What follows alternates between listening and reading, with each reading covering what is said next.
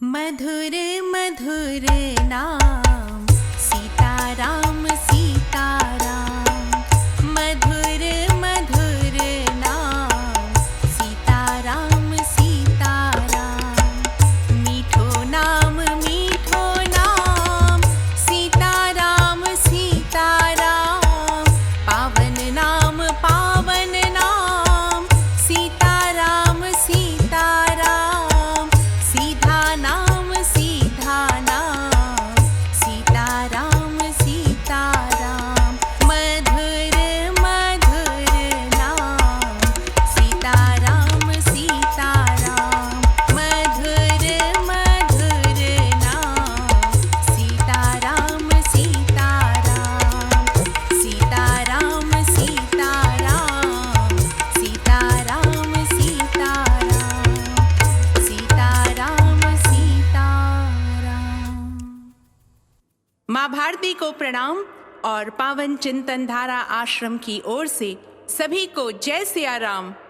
घोर संकट में पड़े हमारे प्रभु श्री राम को सहायकों की आवश्यकता आन पड़ी है, यानी सुग्रीव तथा श्री हनुमान का आगमन किष्किंधा कांड में होता है।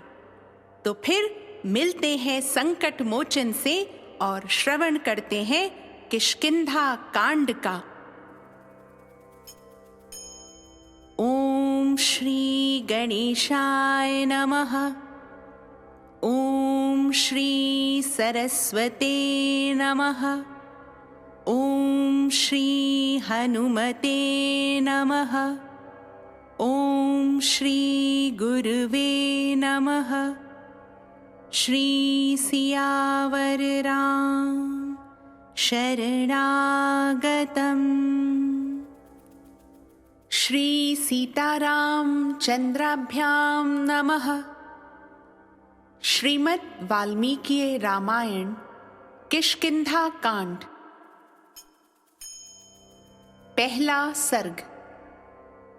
पंपा सरोवर के दर्शन से श्री राम की व्याकुलता, श्री राम का लक्ष्मण से पंपा की शोभा तथा वहां की उद्दीपन सामग्री का वर्णन करना, लक्ष्मण का श्री राम को समझाना तथा दोनों भाइयों को ऋष्यमुख की ओर आते देख सुग्रीव तथा अन्य वानरों का भयभीत होना, कमल उत्पल तथा मत्स्यों से भरी हुई उस पंपा नामक पुष्करणी के पास पहुंचकर सीता की सुधि आ जाने के कारण श्री राम की इंद्रियां शोक से व्याकुल हो उठीं। वे विलाप करने लगे।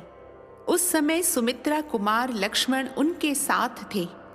वहां पंपा पर दृष्टि पड़ते ही कमल पुष्पों में सीता के नेत्र मुख आदि का किंचित सादृश्य पाकर हर्षोल्लास से श्री राम की सारी इंद्रियां चंचल हो उठी।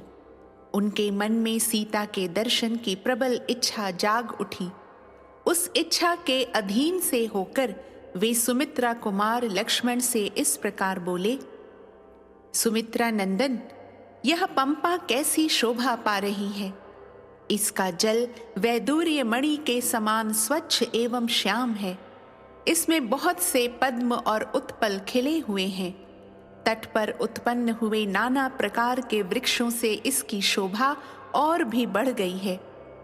सुमित्रा कुमार, देखो तो सही, पंपा के किनारे का वन कितना सुंदर दिखाई दे रहा है।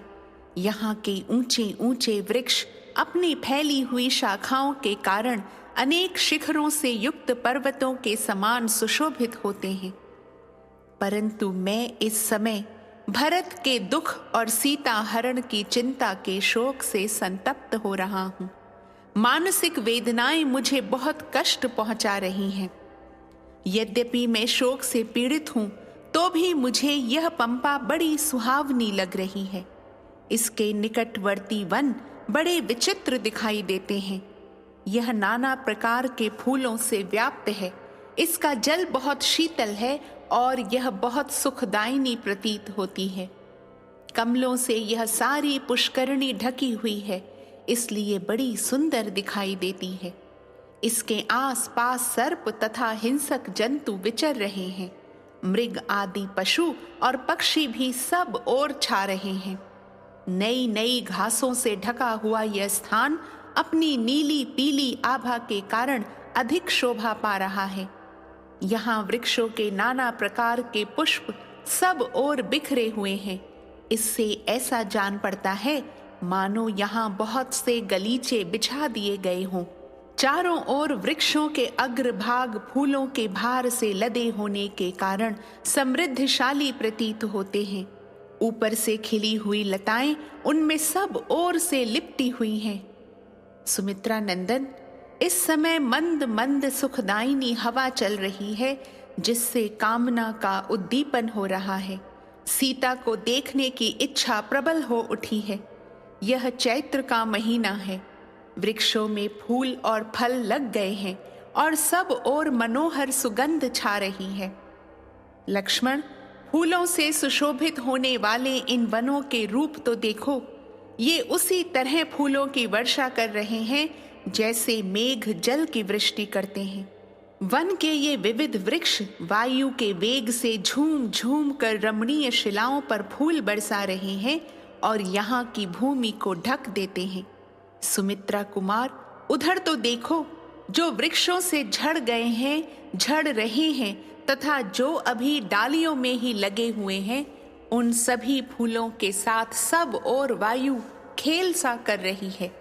फूलों से भरी हुई वृक्षों की विभिन्न शाखाओं को झकझोरती हुई वायु जब आगे को बढ़ती है, तब अपने अपने स्थान से विचलित हुए भ्रमर मानो उसका यशोगान करते हुए उसके पीछे पीछे चलने लगते हैं। पर्वत की कंदरा से विशेष ध्वनि के साथ निकली हुई वायु मानो उच्च स्वर से गीत गा रही है। मतवाले कोकिलों के कलनाद वाद्य का काम देते हैं और उन वाद्यों की ध्वनि के साथ वह वायु इन झूमते हुए वृक्षों को मानो नृत्य की शिक्षा सी दे रही है। वायु के वेग पूर्वक हिलाने से जिनकी शाखाओं के अग्रभाग सब ओर से परस्पर सट गए हैं, वे वृक्ष एक दूसरे से गुथे हुए की भांति जान पड़ते हैं। मलय चंदन का स्पर्श करके बहने वाली यह शीतल वायु शरीर से छू जाने पर कितनी सुखद जान पड़ती है। यह थकावट दूर करती हुई बह रही है और सर्वत्र पवित्र सुगंध फैला रही है। मधुर मकरंद और सुगंध से भरे हुए इन वनों में गुनगुनाते हुए भ्रमरों के व्याज से ये वायु द्वारा हिलाए गए वृक्ष मानो नृत्य के साथ गान कर रहे हैं।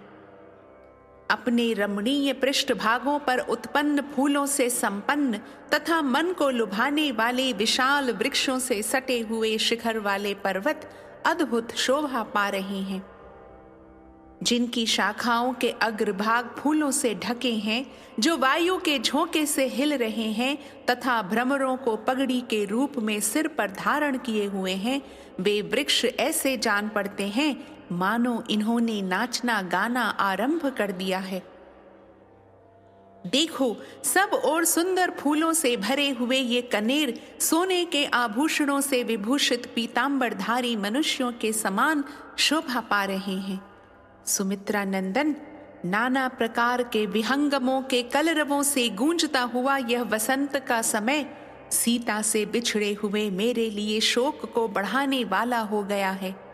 वियोग के शोक से तो मैं पीड़ित हूं ही, यह कामदेव सीता विषयक अनुराग मुझे और भी संताप दे रहा है। कोकिल बड़े हर्ष के साथ कलनाद करता हुआ मानो मुझे ललकार रहा है। लक्ष्मण, वन के रमणीय झरने के निकट बड़े हर्ष के साथ बोलता हुआ यह जल कुक्कुट सीता से मिलने की इच्छा वाले मुझ राम को शोक मग्न किए देता है। पहले मेरी प्रिया जब आश्रम में रहती थी, उन दिनों इसका शब्द सुनकर आनंद मग्न हो जाती थी और मुझे भी निकट बुलाकर अत्यंत आनंदित कर देती थी।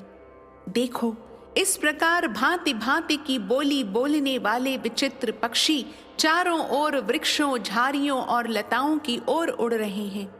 सुमित्रा नंदन, देखो, ये पक्षिणियां नर पक्षियों से संयुक्त हो अपने झुंड में आनंद का अनुभव कर रही हैं। भौरों का गुंजारव सुनकर प्रसन्न हो रही हैं और स्वयं भी मीठी बोली बोल रही हैं। इस पंपा के तट पर यहाँ झुंड के झुंड पक्षी आनंद मग्न होकर चहक रहे हैं। जल कुक्कुटों के रति संबंधी कूजन तथा नर कोकिलों के कलनाद के ब्याज से मानो ये वृक्ष ही मधुर बोली बोलते हैं और मेरी अनंग वेदना को उद्दीप्त कर रहे हैं। जान पड़ता है यह वसंत रूपी आग मुझे जलाकर भस्म कर देगी। अशोक पुष्प के लाल लाल गुच्छे ही इस अग्नि के अंगार हैं, नूतन पल्लव ही इसकी लाल लाल लपटें हैं तथा भ्रमरों का गुंजारव ही इस जलती आग का चट चट शब्द है। सुमित्रा नंदन, यदि मैं सूक्ष्म बरौनियों और सुंदर केशों वाली मधुर भाषिणी सीता को न देख सका तो मुझे इस जीवन से कोई प्रयोजन नहीं है। निष्पाप लक्ष्मण, वसंत ऋतु में वन की शोभा बड़ी मनोहर हो जाती है। इसकी सीमा में सब ओर कोयल की मधुर कूक सुनाई पड़ती है। मेरी प्रिया सीता को यह समय बड़ा ही प्रिय लगता था। अनंग वेदना से उत्पन्न हुई शोकाग्नि वसंत ऋतु के गुणों का ईंधन पाकर बढ़ गई है। जान पड़ता है यह मुझे शीघ्र ही अविलंब जला देगी। अपनी उस प्रियतमा पत्नी को मैं नहीं देख पाता हूँ और इन मनोहर वृक्षों को देख रहा हूँ, इसलिए मेरा यह अनंग ज्वर अब और बढ़ गया है। विदेह नंदिनी सीता यहाँ मुझे नहीं दिखाई दे रही है, इसलिए मेरा शोक बढ़ाती है तथा मंद मलयानिल के द्वारा स्वेद संसर्ग का निवारण करने वाला यह वसंत भी मेरे शोक की वृद्धि कर रहा है। सुमित्रा कुमार, मृग नयनी सीता चिंता और शोक से बलपूर्वक पीड़ित किए गए मुझ राम को और भी संताप दे रही है। साथ ही ये वन में बहने वाली चैत्र मास की वायु भी मुझे पीड़ा दे रही है।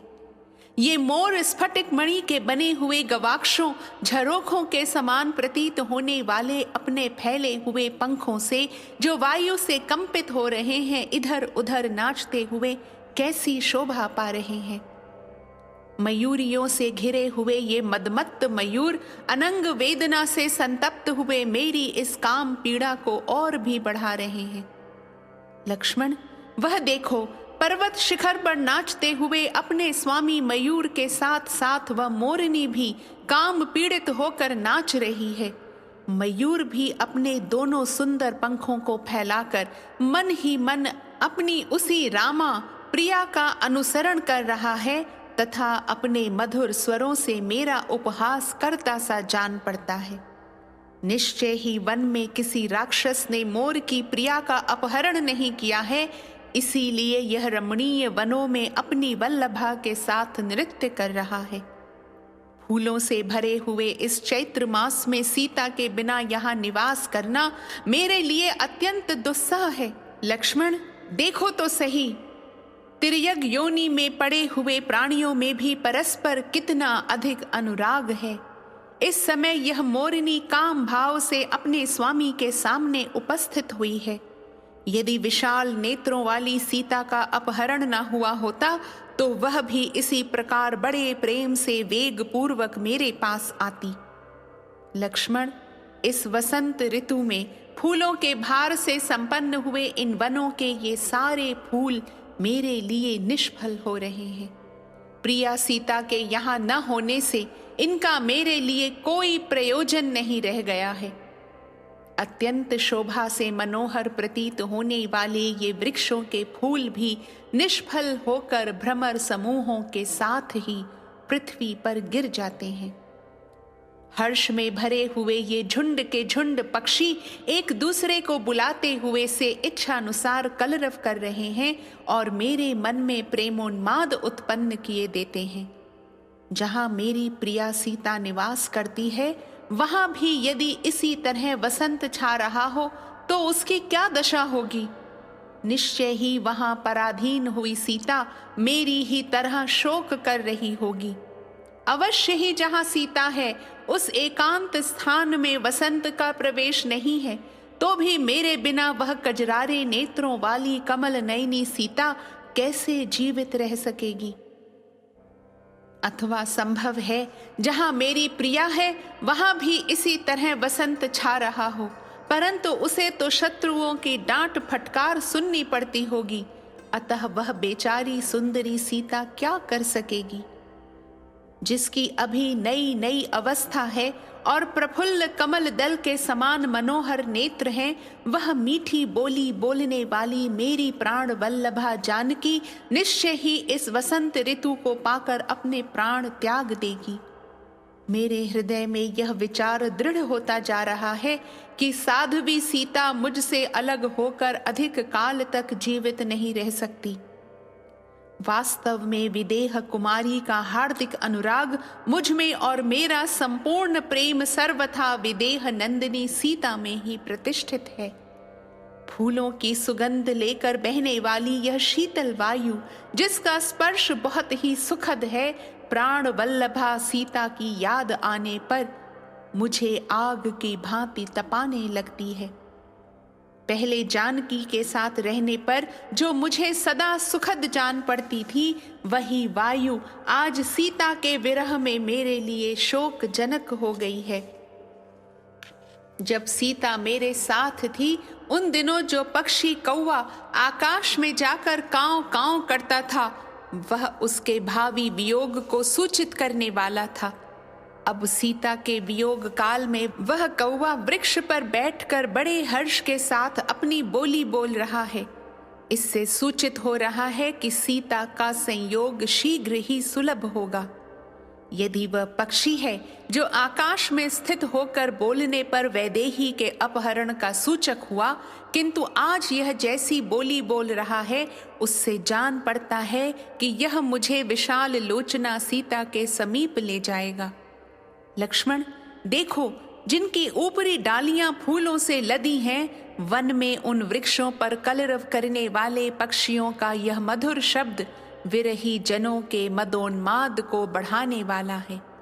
वायु के द्वारा हिलाई जाती हुई उस तिलक वृक्ष की मंजरी पर भ्रमर सहसा जा बैठा है, मानो कोई प्रेमी काम मद से कंपित हुई प्रेयसी से मिल रहा हो। यह अशोक प्रिया विरही कामी पुरुषों के लिए अत्यंत शोक बढ़ाने वाला है। यह वायु के झोंके से कंपित हुए पुष्प गुच्छों द्वारा मुझे डांट बताता हुआ सा खड़ा है। लक्ष्मण, ये मंजरियों से सुशोभित होने वाले आम के वृक्ष श्रृंगार विलास से मदमत्त हृदय होकर चंदन आदि अंग राग धारण करने वाले मनुष्यों के समान दिखाई देते हैं। नर श्रेष्ठ सुमित्रा कुमार, देखो, पंपा की विचित्र वन श्रेणियों में इधर उधर किन्नर विचर रहे हैं। लक्ष्मण, देखो, पंपा के जल में सब ओर खिले हुए ये सुगंधित कमल प्रातः काल के सूर्य की भांति प्रकाशित हो रहे हैं। पंपा का जल बड़ा ही स्वच्छ है, इसमें लाल कमल और नील कमल खिले हुए हैं। हंस और कारंडव आदि पक्षी सब ओर फैले हुए हैं तथा सौगंधिक कमल इसकी शोभा बढ़ा रहे हैं। जल में प्रातः काल के सूर्य की भांति प्रकाशित होने वाले कमलों के द्वारा सब ओर से घिरी हुई पंपा बड़ी शोभा पा रही है। उन कमलों के केसरों को भ्रमरों ने चूस लिया है। इसमें चक्रवाक सदा निवास करते हैं। यहाँ के वनों में विचित्र विचित्र स्थान हैं तथा पानी पीने के लिए आए हुए हाथियों और मृगों के समूहों से इस पंपा की शोभा और भी बढ़ जाती है। लक्ष्मण, वायु के थपेड़े से जिनमें वेग पैदा होता है, उन लहरों से ताड़ित होने वाले कमल पंपा के निर्मल जल में बड़ी शोभा पाते हैं। प्रफुल्ल कमल दल के समान विशाल नेत्रों वाली विदेह राजकुमारी सीता को कमल सदा ही प्रिय रहे हैं। उसे न देखने के कारण मुझे जीवित रहना अच्छा नहीं लगता है। अहो, काम कितना कुटिल है, जो अन्यत्र गई हुई एवं परम दुर्लभ होने पर भी कल्याणमय वचन बोलने वाली उस कल्याण स्वरूपा सीता का बारंबार स्मरण दिला रहा है। यदि खिले हुए वृक्षों वाला यह वसंत मुझ पर पुनः प्रहार न करे, तो प्राप्त हुई काम वेदना को मैं किसी तरह मन में ही रोके रह सकता हूँ। सीता के साथ रहने पर जो जो वस्तुएं मुझे रमणीय प्रतीत होती थीं, वे ही आज उसके बिना असुंदर जान पड़ती हैं। लक्ष्मण, ये कमल कोशों के दल सीता के नेत्र कोशों के समान हैं, इसलिए मेरी आंखें इन्हें ही देखना चाहती हैं। कमल केसरों का स्पर्श करके दूसरे वृक्षों के बीच से निकली हुई यह सौरभ युक्त मनोहर वायु सीता के निश्वास की भांति चल रही है। सुमित्रा नंदन, वह देखो, पंपा के दक्षिण भाग में पर्वत शिखरों पर खिली हुई कनेर की डाल कितनी अधिक शोभा पा रही है। विभिन्न धातुओं से विभूषित हुआ यह पर्वतराज ऋष्यमुख वायु के वेग से लाई हुई विचित्र धूलि की सृष्टि कर रहा है। सुमित्रा कुमार, चारों ओर खिले हुए और सब ओर से रमणीय प्रतीत होने वाले पत्रहीन पलाश वृक्षों से उपलक्षित इस पर्वत के पृष्ठ भाग आग में जलते हुए से जान पड़ते हैं।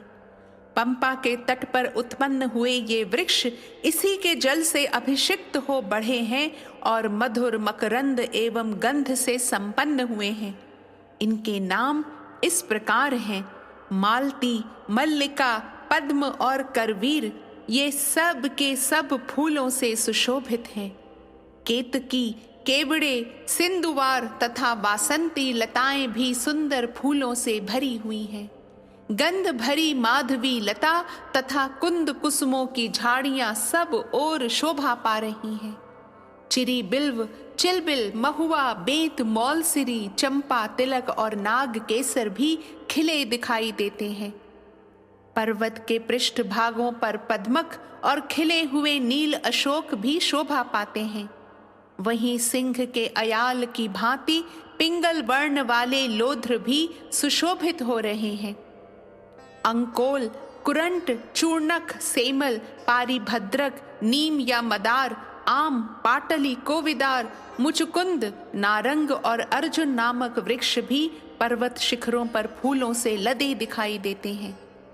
केतक, उद्दालक, लसोड़ा, शिरीष, शीशम, धव, सेमल, पलाश, लाल कुर्बक, तिनिश, नक्तुमाल, चंदन, स्यंदन, हिंताल, तिलक तथा नाग केसर के पेड़ भी फूलों से भरे दिखाई देते हैं। सुमित्रा नंदन, जिनके अग्रभाग फूलों से भरे हुए हैं, उन लता वल्लरियों से लिपटे हुए पंपा के इन मनोहर और बहुसंख्यक वृक्षों को तो देखो। वे सब के सब यहाँ फूलों के भार से लदे हुए हैं। हवा के झोंके खाकर जिनकी डालें हिल रही हैं, वे वृक्ष झुककर इतने निकट आ जाते हैं कि हाथ से इनकी डालियों का स्पर्श किया जा सके। सलोनी लताएं मदमत्त सुंदरियों की भांति इनका अनुसरण करती हैं। एक वृक्ष से दूसरे वृक्ष पर, एक पर्वत से दूसरे पर्वत पर तथा एक वन से दूसरे वन में जाती हुई वायु अनेक रसों के आस्वादन से आनंदित सी होकर बह रही है। कुछ वृक्ष प्रचुर पुष्पों से भरे हुए हैं और मधु एवं सुगंध से संपन्न हैं। कुछ मुकुलों से आवेष्टित हो श्याम वर्ण से प्रतीत हो रहे हैं। वह भ्रमर राग से रंगा हुआ है और यह मधुर है, यह स्वादिष्ट है तथा यह अधिक खिला हुआ है इत्यादि बातें सोचता हुआ फूलों में ही लीन हो रहा है। पुष्पों में छिपकर फिर ऊपर को उड़ जाता है और सहसा अन्यत्र चल देता है। इस प्रकार मधु का लोभी भ्रमर पंपा तीरवर्ती वृक्षों पर विचर रहा है। स्वयं झड़कर गिरे हुए पुष्प समूहों से आच्छादित हुई यह भूमि ऐसी सुखदायिनी हो गई है मानो इस पर शयन करने के लिए मुलायम बिछौने बिछा दिए गए हों। सुमित्रा नंदन, पर्वत के शिखरों पर जो नाना प्रकार की विशाल शिलाएं हैं, उन पर झड़े हुए भांति भांति के फूलों से उन्हें लाल पीले रंग की शैयाओं के समान बना दिया है। सुमित्रा कुमार, वसंत ऋतु में वृक्षों के फूलों का यह वैभव तो देखो। इस चैत्र मास में ये वृक्ष मानो परस्पर होड़ लगाकर फूले हुए हैं। लक्ष्मण, वृक्ष अपनी ऊपरी डालियों पर फूलों का मुकुट धारण करके बड़ी शोभा पा रहे हैं। तथा वे भ्रमरों के गुंजारव से इस तरह कोलाहल पूर्ण हो रहे हैं मानो एक दूसरे का आह्वान कर रहे हों। यह कारंडव पक्षी पंपा के स्वच्छ जल में प्रवेश करके अपनी प्रियतमा के साथ रमण करता हुआ काम का उद्दीपन सा कर रहा है। मंदाकिनी के समान प्रतीत होने वाली इस पंपा का जब ऐसा मनोरम रूप है, तब संसार में उसके जो मनोरम गुण विख्यात हैं वे उचित ही हैं। रघुश्रेष्ठ लक्ष्मण, यदि साध्वी सीता दीख जाए और यदि उसके साथ हम यहाँ निवास करने लगे तो हमें न इंद्रलोक में जाने की इच्छा होगी और न अयोध्या में लौटने की ही। हरी हरी घासों से सुशोभित ऐसे रमणीय प्रदेशों में सीता के साथ सानंद विचरने का अवसर मिले तो मुझे अयोध्या का राज्य न मिलने के कारण कोई चिंता नहीं होगी और न दूसरे ही दिव्य भोगों की अभिलाषा हो सकेगी। इस वन में भांति भांति के पल्लवों से सुशोभित और नाना प्रकार के फूलों से उपलक्षित ये वृक्ष प्राण वल्लभा सीता के बिना मेरे मन में चिंता उत्पन्न कर देते हैं। सुमित्रा कुमार, देखो इस पंपा का जल कितना शीतल है। इसमें असंख्य कमल खिले हुए हैं, चकवे विचरते हैं और कारंडव निवास करते हैं। इतना ही नहीं, जल कुक्कुट तथा क्रौंच भरे हुए हैं एवं बड़े बड़े मृग इसका सेवन करते हैं। चहकते हुए पक्षियों से इस पंपा की बड़ी शोभा हो रही है। आनंद में निमग्न हुए ये नाना प्रकार के पक्षी मेरे सीता विषयक अनुराग को उद्दीप्त कर देते हैं, क्योंकि इनकी बोली सुनकर मुझे नूतन अवस्था वाली कमल नयनी चंद्रमुखी प्रियतमा सीता का स्मरण हो आता है। लक्ष्मण, देखो पर्वत के विचित्र शिखरों पर ये हरिण अपनी हरिणियों के साथ विचर रहे हैं और मैं मृग नयनी सीता से बिछुड़ गया हूँ। इधर उधर विचरते हुए ये मृग मेरे चित्त को व्यथित किए देते हैं। मत वाले पक्षियों से भरे हुए इस पर्वत के रमणीय शिखर पर यदि प्राण वल्लभा सीता का दर्शन पा सकूं तभी मेरा कल्याण होगा। सुमित्रा नंदन, यदि सुमध्यमा सीता मेरे साथ रहकर इस पंपा सरोवर के तट पर सुखद समीर का सेवन कर सके तो मैं निश्चय ही जीवित रह सकता हूँ। लक्ष्मण, जो लोग अपनी प्रियतमा के साथ रहकर पद्म और सौगंधिक कमलों की सुगंध लेकर बहने वाली शीतल मंद एवं शोक नाशन पंपा वन की वायु का सेवन करते हैं वे धन्य हैं। हाय, वह नई अवस्था वाली कमल लोचना जनक नंदिनी प्रिया सीता मुझसे बिछुड़कर बेबसी की दशा में अपने प्राणों को कैसे धारण करती होगी। लक्ष्मण, धर्म के जानने वाले सत्यवादी राजा जनक जब जन समुदाय में बैठकर मुझसे सीता का कुशल समाचार पूछेंगे, उस समय मैं उन्हें क्या उत्तर दूंगा। हाय, पिता के द्वारा वन में भेजे जाने पर जो धर्म का आश्रय ले मेरे पीछे पीछे यहाँ चली आई वह मेरी प्रिया इस समय कहाँ है। लक्ष्मण, जिसने राज्य से वंचित और हताश हो जाने पर भी मेरा साथ नहीं छोड़ा, मेरा ही अनुसरण किया, उसके बिना अत्यंत दीन होकर मैं कैसे जीवन धारण करूंगा। जो कमल दल के समान सुंदर, मनोहर एवं प्रशंसनीय नेत्रों से सुशोभित है, जिससे मीठी मीठी सुगंध निकलती रहती है, जो निर्मल तथा चेचक आदि के चिन्ह से रहित है, जनक किशोरी के उस दर्शनीय मुख को देखे बिना मेरी सुध बुध खोई जा रही है। लक्ष्मण, वैदेही के द्वारा कभी हंसकर और कभी मुस्कुराकर कही हुई वे मधुर, हितकर एवं लाभदायक बातें जिनकी कहीं तुलना नहीं है, मुझे अब कब सुनने को मिलेंगी। 16 वर्ष की सी अवस्था वाली साध्वी सीता यद्यपि वन में आकर कष्ट उठा रही थी, तथापि जब मुझे अनंग वेदना या मानसिक कष्ट से पीड़ित देखती तब मानो उसका अपना सारा दुख नष्ट हो गया हो, इस प्रकार प्रसन्न सी होकर मेरी पीड़ा दूर करने के लिए अच्छी अच्छी बातें करने लगती थी। राजकुमार, अयोध्या में चलने पर जब मनस्विनी माता कौसल्या पूछेंगी कि मेरी बहुरानी कहाँ है, तो मैं उन्हें क्या उत्तर दूंगा? लक्ष्मण, तुम जाओ, भ्रातृवत्सल भरत से मिलो। मैं तो जनक नंदिनी सीता के बिना जीवित नहीं रह सकता। इस प्रकार महात्मा श्री राम को अनाथ की भांति विलाप करते देख भाई लक्ष्मण ने युक्ति युक्त एवं निर्दोष वाणी में कहा, पुरुषोत्तम श्री राम, आपका भला हो। आप अपने को संभालिए, शोक न कीजिए। आप जैसे पुण्यात्मा पुरुषों की बुद्धि उत्साह शून्य नहीं होती। स्वजनों के अवश्यंभावी वियोग का दुख सभी को सहना पड़ता है। इस बात को स्मरण करके अपने प्रियजनों के प्रति अधिक स्नेह आसक्ति को त्याग दीजिए, क्योंकि जल आदि से भीगी हुई बत्ती भी अधिक स्नेह तेल में डुबो दी जाने पर जलने लगती है। तात रघुनंदन, यदि रावण पाताल में या उससे भी अधिक दूर चला जाए तो भी वह अब किसी तरह जीवित नहीं रह सकता। पहले उस पापी राक्षस का पता लगाइए, फिर या तो वह सीता को वापस करेगा या अपने प्राणों से हाथ धो बैठेगा। रावण यदि सीता को साथ लेकर दिति के गर्भ में जाकर छिप जाए तो भी यदि मिथिलेश कुमारी को लौटा न देगा तो मैं वहां भी उसे मार डालूंगा।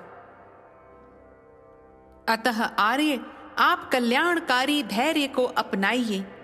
वह दीनतापूर्ण विचार त्याग दीजिए। जिनका प्रयत्न और धन नष्ट हो गया है, वे पुरुष यदि उत्साह पूर्वक उद्योग न करें तो उन्हें उस अभीष्ट अर्थ की प्राप्ति नहीं हो सकती। भैया, उत्साह ही बलवान होता है। उत्साह से बढ़कर दूसरा कोई बल नहीं है। उत्साही पुरुष के लिए संसार में कोई भी वस्तु दुर्लभ नहीं है। जिनके हृदय में उत्साह होता है, वे पुरुष कठिन से कठिन कार्य आ पड़ने पर हिम्मत नहीं हारते। हम लोग केवल उत्साह का आश्रय लेकर ही जनक नंदिनी को प्राप्त कर सकते हैं।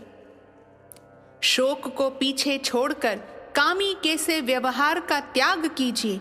आप महात्मा एवं कृतात्मा पवित्र अंतःकरण वाले हैं, किंतु इस समय अपने आप को भूल गए हैं, अपने स्वरूप का स्मरण नहीं कर रहे हैं।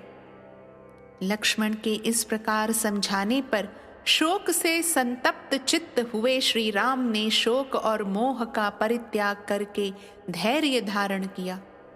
तदनंतर व्यग्रता रहित शांत स्वरूप अचिंत्य पराक्रमी श्री रामचंद्र जी, जिसके तटवर्ती वृक्ष वायु के झोंके खाकर झूम रहे थे, उस परम सुंदर रमणीय पंपा सरोवर को लांघकर आगे बढ़े। सीता के स्मरण से जिनका चित्त उद्विग्न हो गया था, अतएव जो दुख में डूबे हुए थे, वे महात्मा श्री राम लक्ष्मण की कही हुई बातों पर विचार करके सहसा सावधान हो गए और झरनों तथा कंदराओं सहित उस संपूर्ण वन का निरीक्षण करते हुए वहां से आगे को प्रस्थित हुए। मतवाले हाथी के समान विलासपूर्ण गति से चलने वाले शांत चित्त महात्मा लक्ष्मण आगे आगे चलते हुए श्री रघुनाथ जी की उनके अनुकूल चेष्टा करते धर्म और बल के द्वारा रक्षा करने लगे। ऋष्यमूक पर्वत के समीप विचरने वाले बलवान वानर राज सुग्रीव पंपा के निकट घूम रहे थे। उसी समय उन्होंने उन अद्भुत दर्शनीय वीर श्री राम और लक्ष्मण को देखा। देखते ही उनके मन में यह भय हो गया कि हो न हो इन्हें मेरे शत्रु वाली ने ही भेजा होगा। फिर तो वे इतने डर गए कि खाने पीने आदि की भी चेष्टा न कर सके। हाथी के समान मंद गति से चलने वाला महामना वानर राज सुग्रीव जो वहां विचर रहे थे, उस समय एक साथ आगे बढ़ते हुए उन दोनों भाइयों को देखकर चिंतित हो उठे। भय के भारी भार से उनका उत्साह नष्ट हो गया। वे महान दुख में पड़ गए। मतंग मुनि का वह आश्रम परम पवित्र एवं सुखदायक था। मुनि के शाप से उसमें वाली का प्रवेश होना कठिन था, इसलिए वह दूसरे वानरों का आश्रय बना हुआ था।